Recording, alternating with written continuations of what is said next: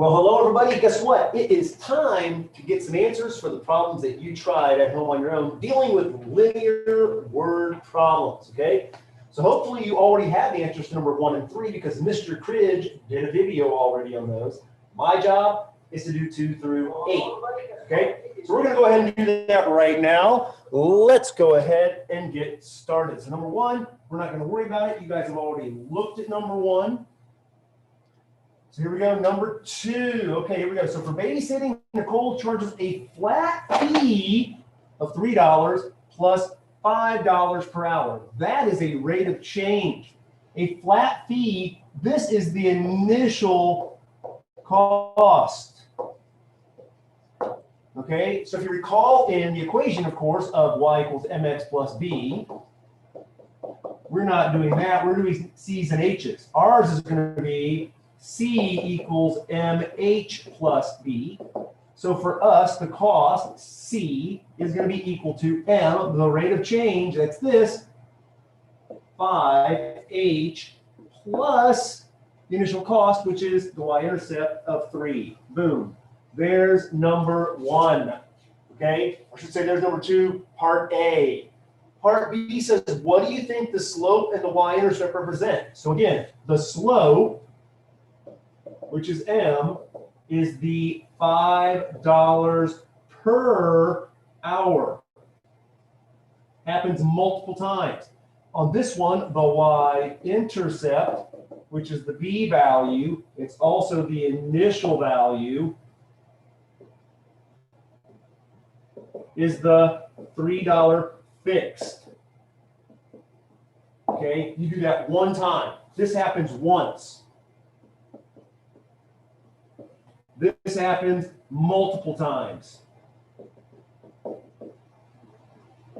Okay, great. Here we go. Part C, how much money will she make if she babysits 5 hours? All I'm going to do is plug 5 in right here. So C equals 5 times 5 plus 3. So that means that C is 25 plus 3, which is $28. Booyah. There you go. So there is number 2, A, B, and C. Okay, let's keep moving here. 3, Mr. Cridge did with you already. 4, I'm going to go ahead and do a couple things here in number 4 real fast. On number 4, the first thing is ordered pairs on this. Okay, so the 2 things on this are hours and sandwiches. Oh, hours and sandwiches. The number of sandwiches depends on hours. So my ordered pairs would be hours and sandwiches. So my 2 ordered pairs for this, just so you know, would be 4, 302 and 9, 1132. Okay? So here we go. Our equation is going to be S equals 166 H minus 362. And then how many sandwiches? In her 6th hour of work, this would be 634 sandwiches. Boom. Okay?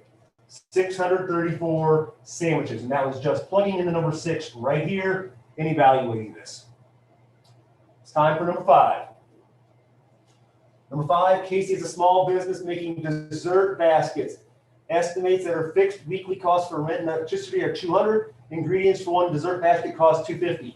We've already done this problem before. The equation for this was y equals 2.50x plus 200. X is the number of baskets. This is the fixed cost. So for 40 baskets right here, hey, 40 baskets, that's going to cost a total of what? Yep, you got it, $300. This is going to cost $300. And then part B down here, if we know what her total cost was, $562.50, how many baskets did she make that week? 145 baskets. Okay. That was number 5. Hey, Dave, we're gonna do this. We're gonna keep going here. Here we go, number 6. Tim buys a new computer for his office for $1,200. For tax purposes, he declares a linear depreciation. This is something to know. Depreciation means loss of value. That's kind of huge. Of $200 per year. Let Y be the declared value of the computer after X years. First, what is the slope of the line that models this depreciation? The slope of this line is negative $200 per year. Notice, it's negative 200. It's depreciation. So this depreciation tells me that it's going to be a negative 200. There it is. Negative $200 a year is the slope. What's our equation for this one going to be now? Well, the equation for this is going to be Y equals negative $200 X plus 1,200. If you chose to write this, 1,200 minus 200X, that is just as good. Either one of those, either of those is okay, guys.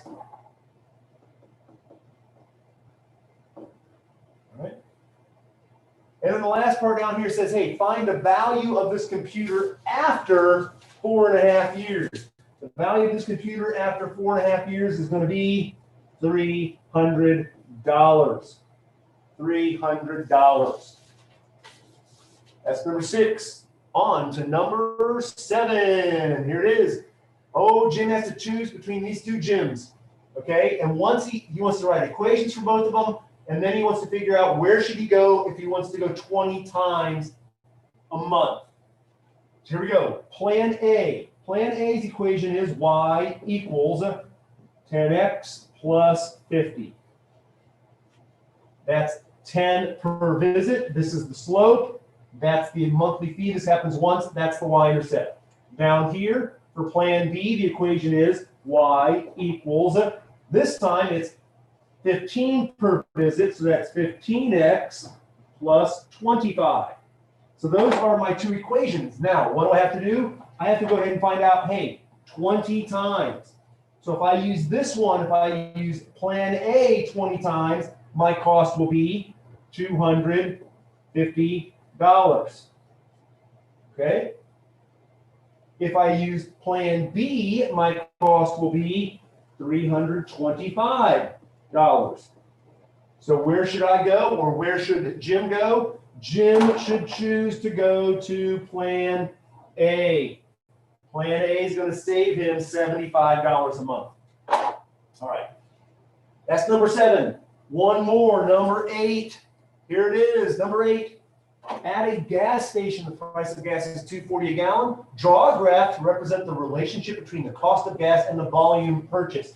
So I'm going to just do this right here. Boom, boom. So this is the volume, and this would be in gallons. Okay, is that right? No, that's not right. Of course it's not right. This is going to be my cost. It's going to be my cost, and this is going to be my gallons. So I'm going to go 1, 2, 3, 4, and this, of course, would be 0 gallons. 1, 2, 3, 4. And then up here, boom, boom, boom, boom. This would be 2.40. This one right here would be 4.80.